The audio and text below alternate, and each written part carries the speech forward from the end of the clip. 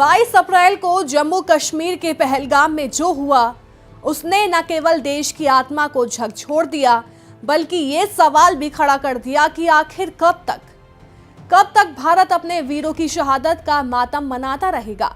कब तक आतंक के ठेकेदार सीमा पार से अपने खूनी खेल खेलते रहेंगे।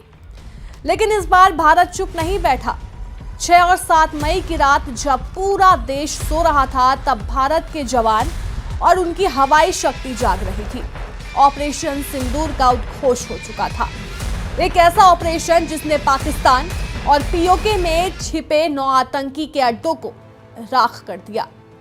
ना कोई पाकिस्तानी सैन्य ठिकाना, ना कोई आम नागरिक, ना कोई आर्थिक इंफ्रास्ट्रक्चर, सिर्फ आतंकवाद और सिर्फ आतंकवाद को मारा गया।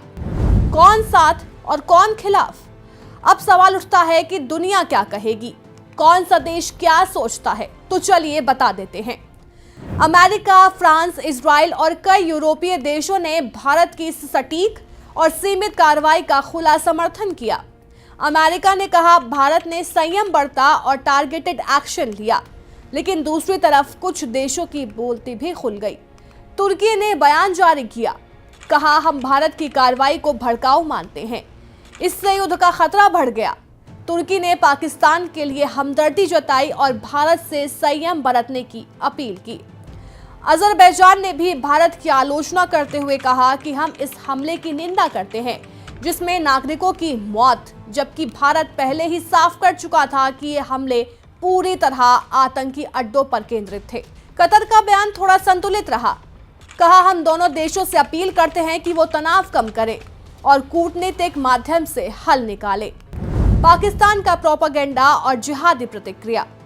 उधर पाकिस्तान ने इस हमले को युद्ध का ऐलान बताया। यूनाइटेड नेशंस और ओआईसी में गुहार लगाने की कोशिश की, लेकिन इस बार उसके हाथ कुछ खास नहीं लगा। जब अल-कायदा इन इंडियन सबकॉन्टिनेंट ने बयान जारी कर भारत के खिलाफ जिहाद का ऐलान कर दिया, तो बयान आया कि मुसलमानों और मुजाहिदीन से भारत के खिलाफ जिहाद में शामिल होने की अपील है। यानी अब सिर्फ पाकिस्तान नहीं, आतंकी संगठन भी भारत से सीधा मोर्चा लेने की धमकी दे रहे हैं। भारत सरकार ने इस ऑपरेशन की पूरी प्लानिंग गुप्त रखी थी, लेकिन जैसे ही अंधेरे में भारतीय फाइटर जेट्स ने नियंत्रण रेखा पार की और जैश-ए-मोहम्मद, लश्कर-ए-तैयबा और हिजबुल मुजाहिदीन के ठिकानों पर हमला बोला, दुनिया को संदेश दे दिया गया। सरकारी सूत्रों के अनुसार ये हमले पूरी तरह आतंकवादी अड्डों को निशाना बनाकर किए गए। भारत का स्टैंड और वैश्विक संदेश। भारत का जवाब बिल्कुल साफ है, हम आतंक से लड़ रहे हैं, किसी धर्म या देश से नहीं।